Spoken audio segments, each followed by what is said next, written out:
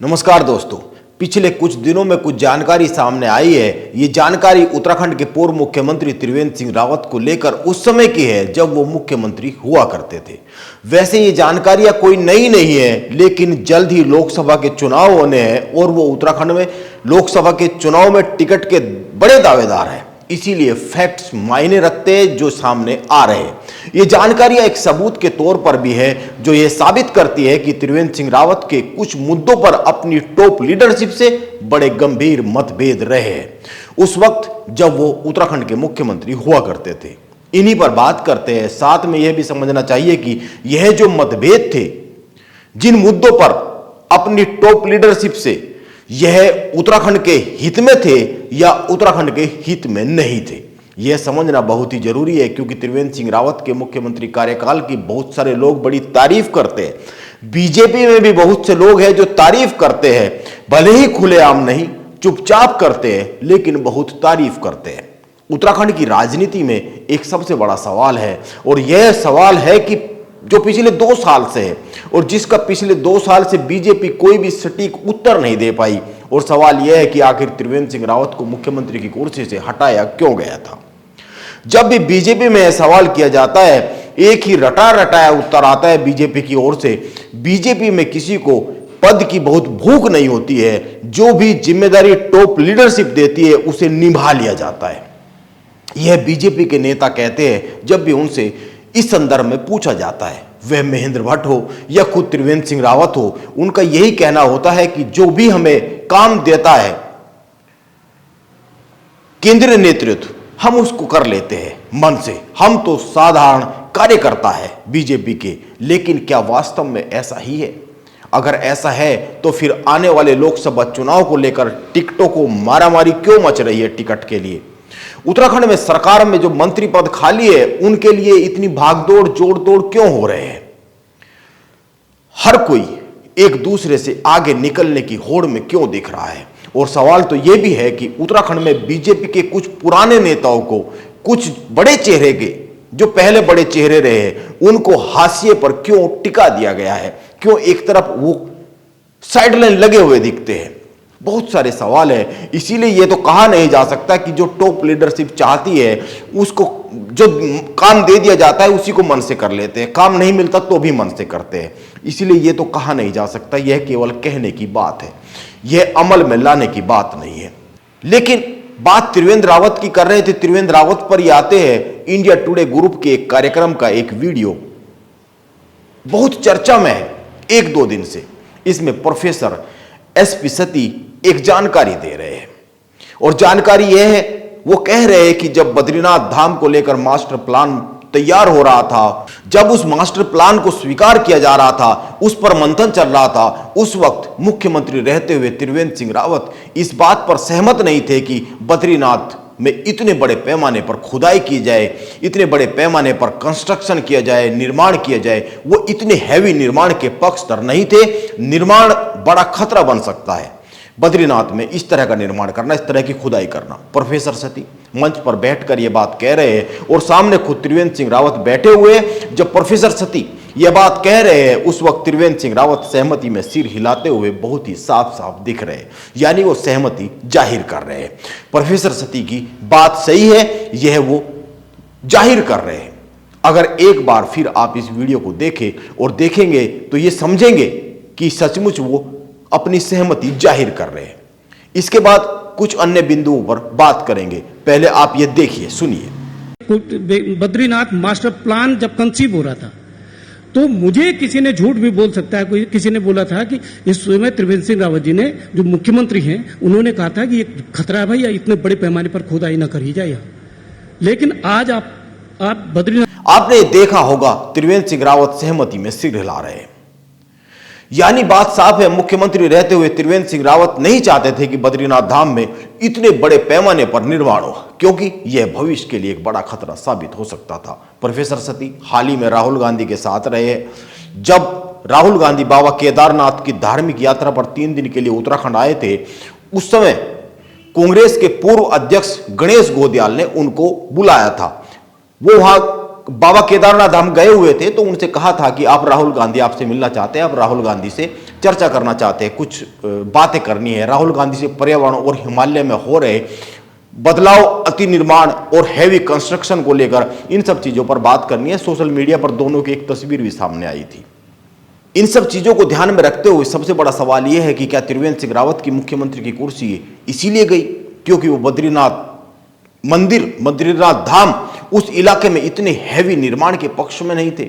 इस पर कोई सटीक राय नहीं दी जा सकती है, कोई एकदम से फैसला नहीं सुनाया जा सकता है, लेकिन इतना कहा जा सकता है कि हो सकता है बाबा केदारनाथ, बद्रीनाथ धाम का जो मास्टर प्लान तैयार हुआ है और उस मास्टर प्लान पर जो काम हो रहा है या फिर जो काम होने वाला है या काम हो चुका है, वह प्रधानमंत्री नरेंद्र मोदी की निगरानी में हो रहा है, सीधी निगरानी में। प्रधानमंत्री नरेंद्र मोदी इसको लेकर बहुत ही सतर्क और अलर्ट रहते हैं।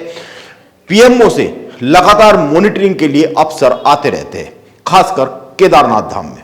आप कुछ पॉइंट्स पर गौर कीजिए। कोरोना काल में हरिद्वार में कुंभ के विरोध में थे त्रिवेंद्र सिंह रावत। गढ़वाल और कुमाऊं को एक साथ लाने के लिए गैरसैंण को पहले कमिश्नरी और इसके बाद धीरे धीरे स्थायी राजधानी बनाने की योजना पर काम कर रहे थे त्रिवेंद्र सिंह रावत।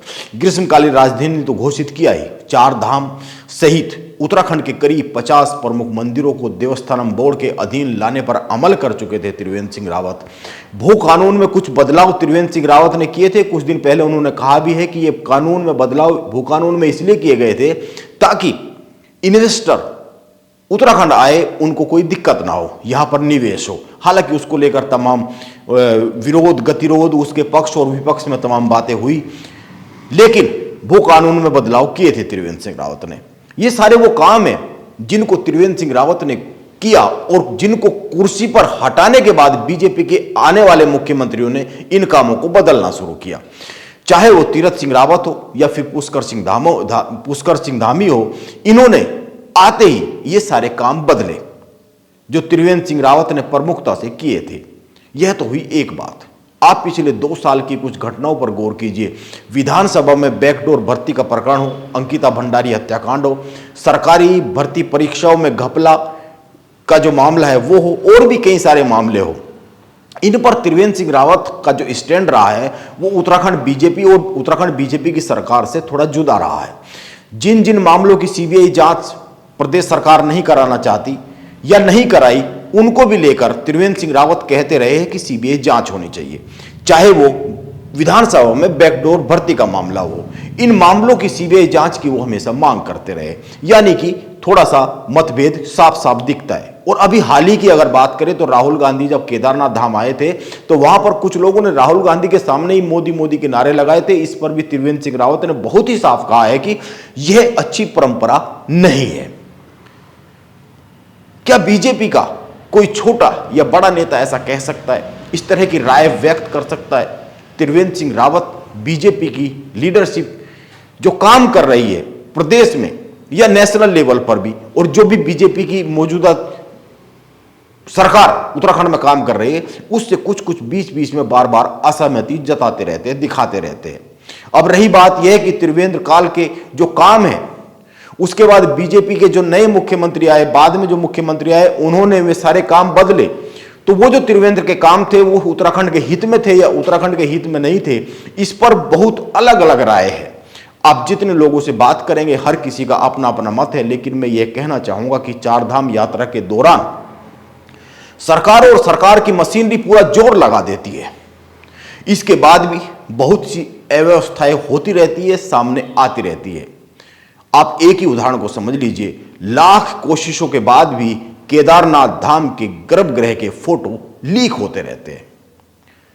सोने के पीतल में बदलने के जो आरोप लगे हैं, उन पर बहुत ज्यादा स्पष्ट तरीके से सरकार से जुड़े लोग या फिर बद्री केदार मंदिर समिति से जुड़े लोग बहुत कुछ कह नहीं पाते हैं।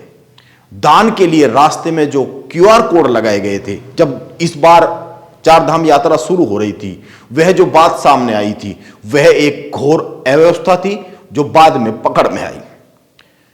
हो सकता है अगर देवस्थानम बोर्ड रहता तो इस तरह की अव्यवस्थाएं शायद न सामने आती, और आती तो उनको और बेहतर तरीके से निपटा जा सकता था।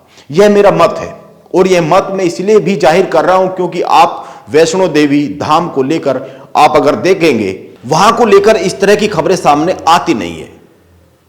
और बाकी रही बात त्रिवेंद्र सिंह रावत के सरकार के फैसले, उस जब वो मुख्यमंत्री थे उस दौरान के फैसले, वो फैसले ठीक थे या फैसले ठीक नहीं थे, यह तो आने वाला समय वैसे ही बताने ही वाला है।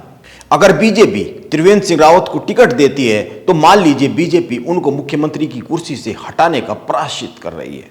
बीजेपी यह मानकर चलती है कि गड़बड़ हो गई थी, इसीलिए दोबारा टिकट दिया जा रहा है, क्योंकि बीजेपी ने यह माना ही था कि त्रिवेंद्र सिंह रावत उत्तराखंड की राजनीति को साध नहीं पा रहे हैं और उत्तराखंड की सरकार को चला नहीं पा रहे।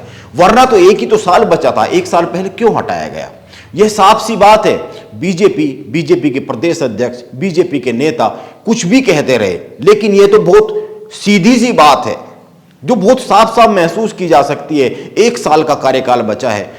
जिस मुख्यमंत्री पर कोई बहुत गंभीर आरोप ना है, कोई घपले का आरोप नहीं, घोटाले का आरोप नहीं, कोई बहुत अव्यवस्थाओं का आरोप नहीं, अनुशासनहीनता का आरोप नहीं, अगर एक साल पहले उनको हटाया जा रहा है, किसी दूसरे को लाया जा रहा है और उनको भी हटा दिया जाता है, फिर तीसरे को लाया जा रहा है, तो जाहिर सी बात है उत्तराखंड की राजनीति बीजेपी को लग रहा था कि सध नहीं रही है। 2022 में चिंता बन सकती है।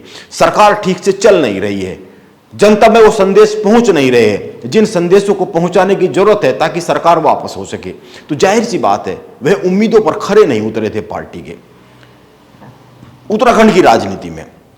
और अगर अब उनको टिकट दिया जाता है तो जाहिर सी बात है बीजेपी मान रही है कि ठीक है, उस समय जो रहा, अब टिकट दे रहे हैं तो वो एक बदलाव है, बैकफुट पर आने वाली बात है, क्योंकि उत्तराखंड की राजनीति की बात हो रही है। टिकट उत्तराखंड से दिया जा रहा है, कहीं बाहर से नहीं दिया जा रहा है, अगर दिया जाएगा तो।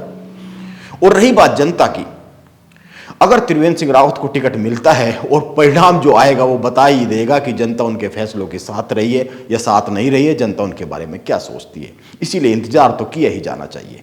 नमस्कार, मैं योगेश राणा।